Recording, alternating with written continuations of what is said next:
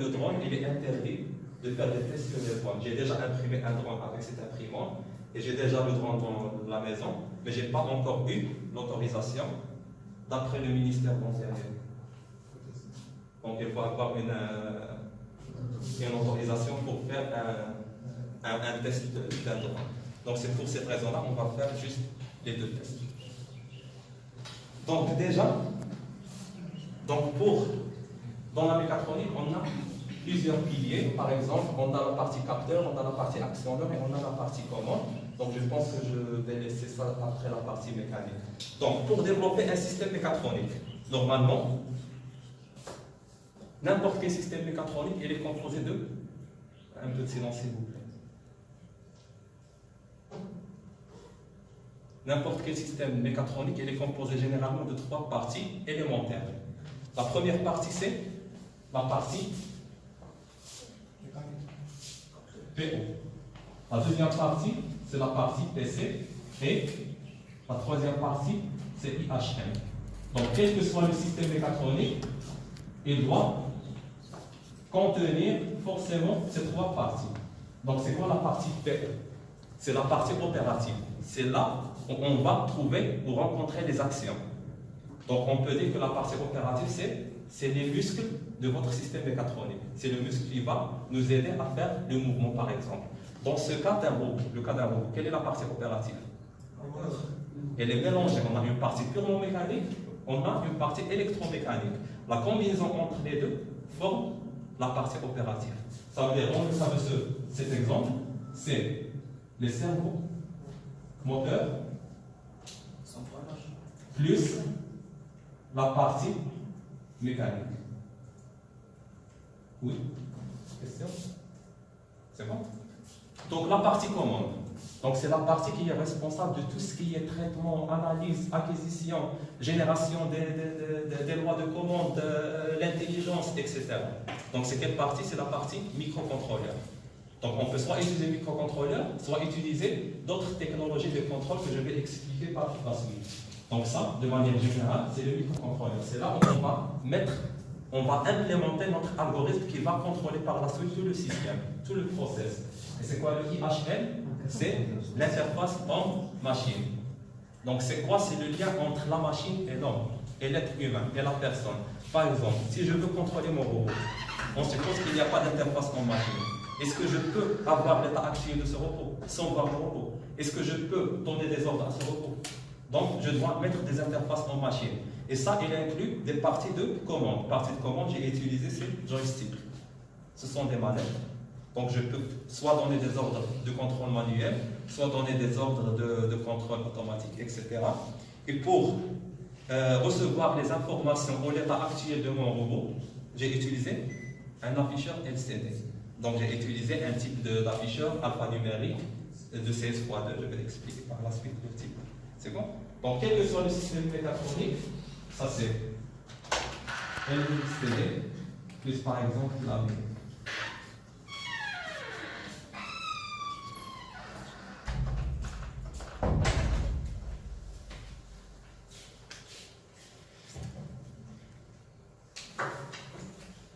C'est bon?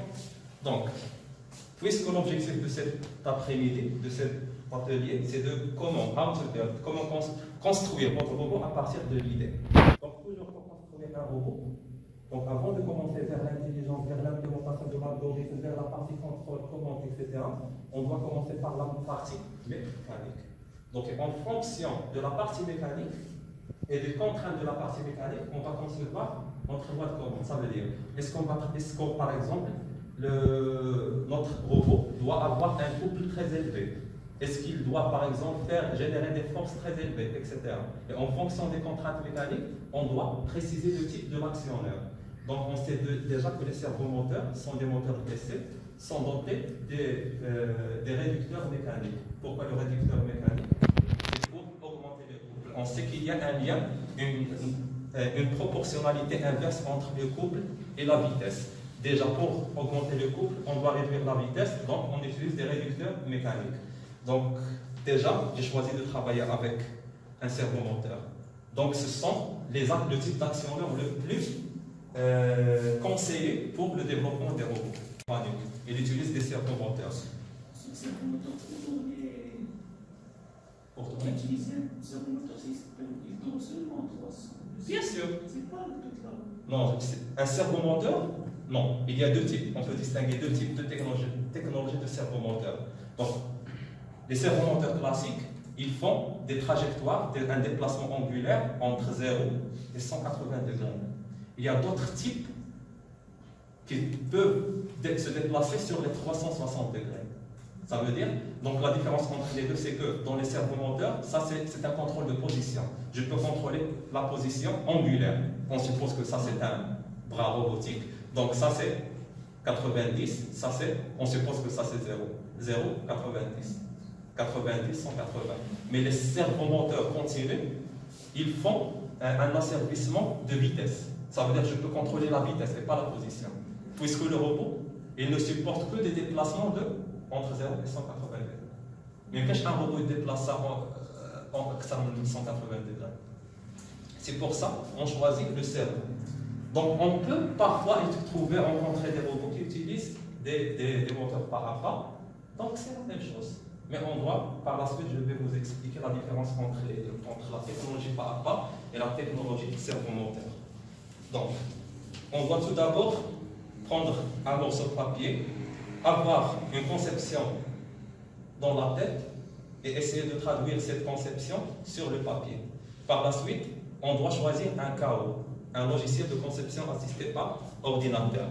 Bien sûr, ceux qui ont déjà vu un cours de la mécanique, ils ont soit travaillé avec CATIA, soit AutoCAD, soit SolidWorks ou d'autres logiciels de conception mécanique. Donc moi-même, je préfère le SolidWorks. Et vous pouvez travailler avec n'importe quel logiciel. Donc on va essayer de choisir une forme quelconque. On va essayer de commencer à partir de la phase conception vers la phase réalisation. Par exemple, pour ne pas perdre le temps, on va choisir une petite pièce avec une conception qui contient des formes géométriques différentes. Et on va essayer de prendre des contraintes mécaniques très très réduites. Par exemple, on va prendre un rectangle.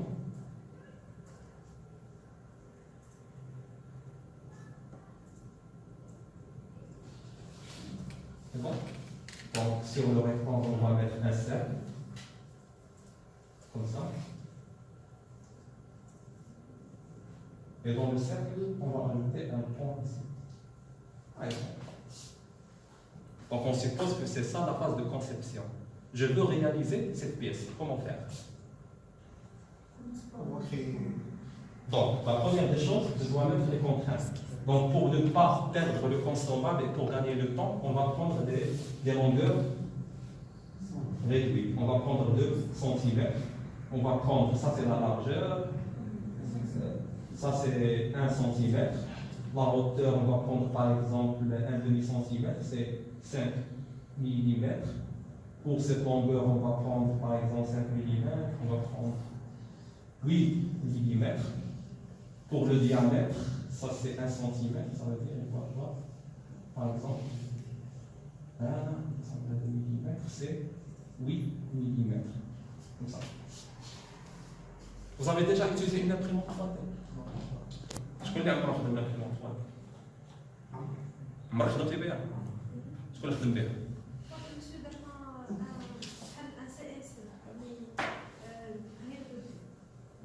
واش vous avez travaillé avec une machine?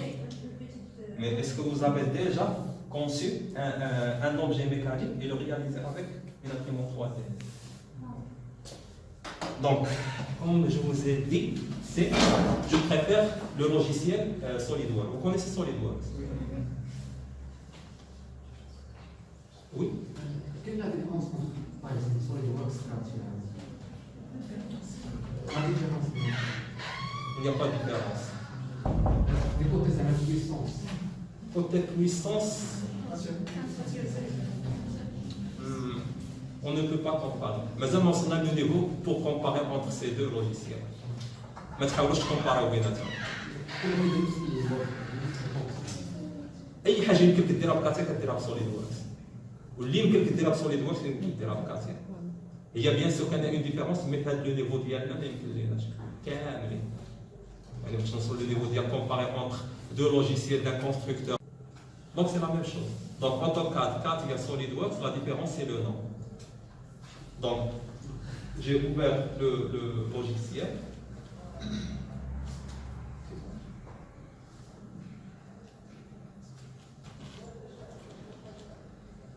Donc je vais essayer de réaliser rapidement la partie conception. Donc, on ne peut pas passer directement d'un logiciel KO vers l'imprimante 3D.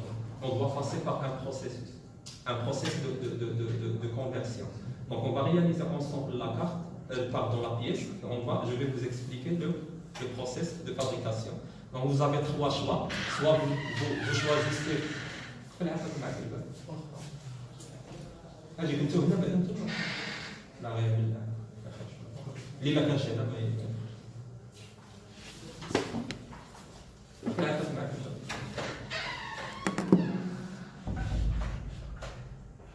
Donc, on va choisir la première partie, c'est on va concevoir une pièce isolée.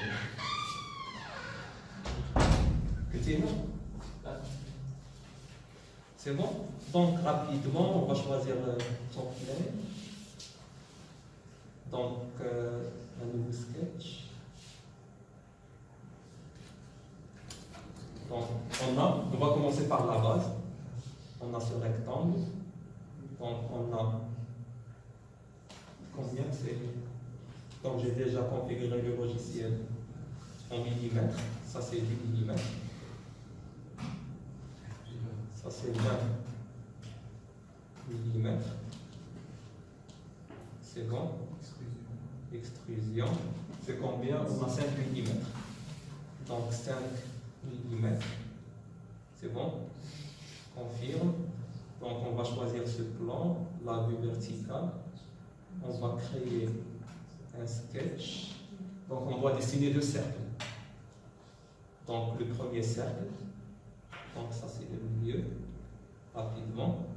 Donc, le deuxième cercle à l'intérieur. Donc, pour les dimensions, diamètre du premier cercle, c'est 8.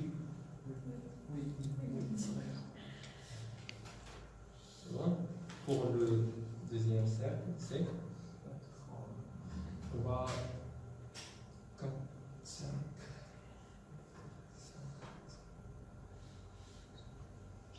C'est bon? On confirme. Maintenant, on est exit sketch. On fait la même chose. Extrusion. C'est de combien? De 8 mm. Donc 8 mm. OK? C'est bon. On a maintenant notre système. Donc pour la troisième pièce qui reste, on va choisir cette option. Donc on va créer un plan de référence. Donc ça et ça. Donc maintenant on a notre plan de référence. On va choisir la verticale. C'est bon. Et on dessine.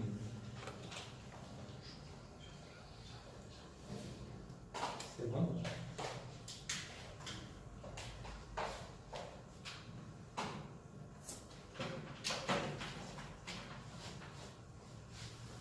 Donc on va appliquer la fonction RIP. Donc on va choisir le diamètre, c'est de 8. On va choisir 4.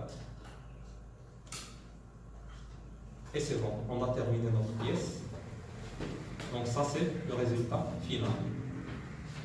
On va cacher ce plan de référence.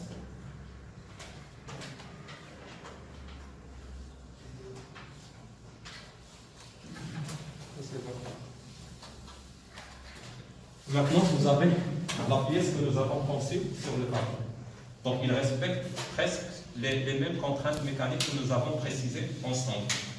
Donc si quelqu'un veut qu'on ajoute quelques modifications avant de passer vers l'impression, c'est bon? Maintenant. Monsieur, Oui. si on veut centrer le cylindre sur le rectangle, centrale cyclique 3D vers un ensemble d'instructions G-code. Ces instructions G-code sont compréhensibles par la machine. Donc n'importe quelle machine, soit CNC, soit 3D, elles ne comprennent que les instructions G-code. Donc pour adapter entre les deux, on doit mettre à l'intérieur un logiciel, un software qui s'appelle le slicer. Donc j'ai déjà acheté avec l'imprimante un slicer.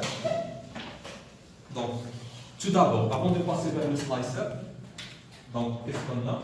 On a la première partie, c'est la conception par un logiciel CAO. Donc on a utilisé SolidWorks. Donc SolidWorks il supporte plusieurs extensions. Donc quelle est l'extension que peut supporter le slicer? Donc j'ai déjà fait une petite recherche. Donc le slicer de cette machine, il supporte l'extension, qui est l'extension .stl. Donc c'est STL file. Donc après avoir généré le fichier STL file, juste après qu'est-ce qu'on doit faire? On doit faire entrer le STL file vers le slicer. Donc, qu'est-ce qu'il fait le slicer? Il transforme le code, le modèle en STL format vers un G-code. On va prendre le G-code, on va le mettre dans une mémoire ST et on va l'insérer dans l'imprimante 3D.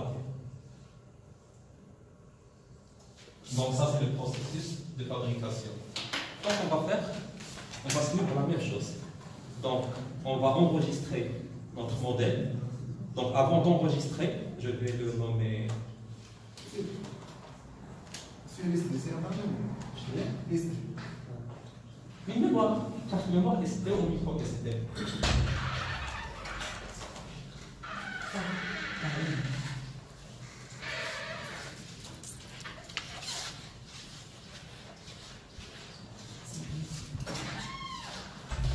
Donc, on va choisir un nom. Comme toujours, donc pour le type, donc on peut voir clairement que le logiciel SolidWorks il supporte plusieurs formats. On va chercher le STL file, c'est là. Donc ça c'est notre STL file, on va l'enregistrer. C'est bon? Donc maintenant, le logiciel a créé à partir du modèle un modèle STL file qui est compatible avec le slicer de notre imprimante 3D. Donc on va chercher notre code. Donc c'est ça, c'est AZERTY. Ça c'est en format STL. Donc je vais ouvrir le slicer. Donc ça c'est le slicer de cette imprimante-là.